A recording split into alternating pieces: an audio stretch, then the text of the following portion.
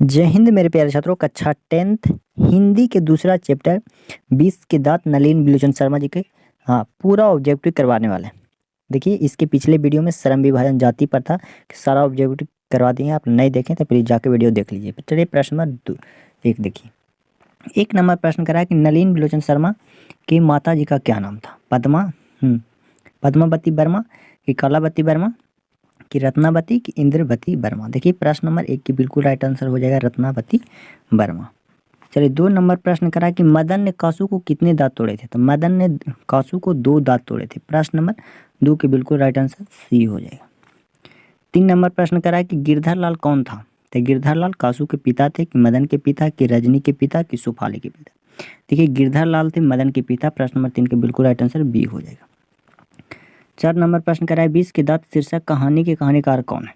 20 के दांत शीर्षक के कहानीकार कौन है? तो नलिन बिलोचन शर्मा जी। नलिन बिलोचन शर्मा जी। प्रश्न नंबर 4 के बिल्कुल राइट आंसर डी हो जाएगा। 5 नंबर प्रश्न करा है कि नलिन बिलोचन शर्मा के पिताजी का क्या नाम था? माता के नाम था रत्नावती। पिताजी का क्या नाम था? पंडित रामावतार शर्मा। पंडित रामावतार शर्मा। प्रश्न नंबर 5 के बिल्कुल राइट आंसर ए हो जाएगा। 6 नंबर प्रश्न करा कि खोखा खोखी किस भाषा का शब्द है? तो देखिए खोखा खोखी है जो बांग्ला भाषा के शब्द है, बांग्ला। प्रश्न नंबर 6 के बिल्कुल राइट आंसर सी हो। देखिए सारा इस चैप्टर के सारा ऑब्जेक्टिव करवाने वाले हैं। एक भी क्वेश्चन इससे अलग नहीं आएगा। 2025 में देने वाले हैं बोर्ड के एग्जाम। तो चलिए प्रश्न 7 देखिए करा कि मोटर कार को किससे खतरा था? ड्राइवर से, मदन से, खोखा से, इंजीनियर से। देखिए प्रश्न नंबर 7 के बिल्कुल राइट आंसर खोखा। खोखा जिसे कासू कहा जाता है। 8 नंबर प्रश्न करा है कि नलिन बिलोचन शर्मा की कहानियों में किसके तत्व समग्रता से उभर कर आई है?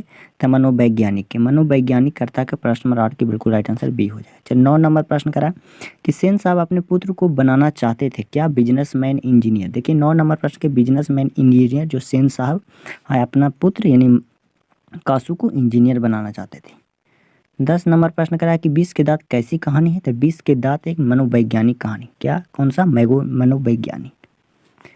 चलिए 11 नंबर प्रश्न करा कि खोखा का क्या नाम है? देखिए खोखा का दूसरा नाम कासू है। कासू। प्रश्न नंबर 11 के बिल्कुल राइट आंसर सी हो जाएगा। 12 नंबर प्रश्न बताया करा है खोखा खोखी का अर्थ क्या होता है? तो यह बच्चा बच्ची होता है। बच्चा बच्ची। प्रश्न नंबर 12 के बिल्कुल राइट आंसर ए हो जाएगा।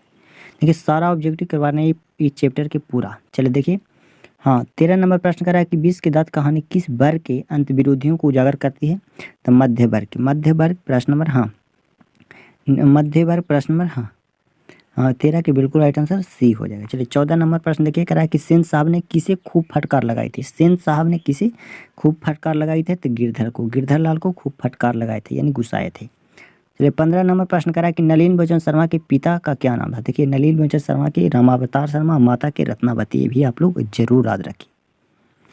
चलिए एग्जाम में हमेशा पूछा जाता है मदन अक्सर किसके हाथ से पिटाता था? तो यह पिता के हाथ से। मदन अक्सर पिता के हाथ से पिटाता था।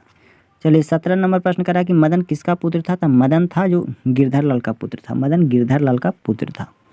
18 नंबर प्रश्न करा कि मदन की क्या उम्र थी? तो मदन की उम्र 5-6 साल थी। प्रश्न नंबर 18 के बिल्कुल राइट आंसर ए हो जाए। चलिए 19 नंबर प्रश्न करा कि कौवा की जमानत में शामिल होने के लिए कौन ललक गए थे? तो हंस। कौवा के जमानत में शामिल होने के लिए हंस ललक गए थे। चलिए 20 नंबर प्रश्न करा कि सेन साहब खोखा को क्या बनाना चाहते थे? सेन साहब खोखा को इंजीनियर बनाना चाहते थे। क्या? इंजीनियर। चलिए 21 नंबर प्रश्न करा है कि नलिन बिलोचन शर्मा का जन्म कहाँ हुआ था?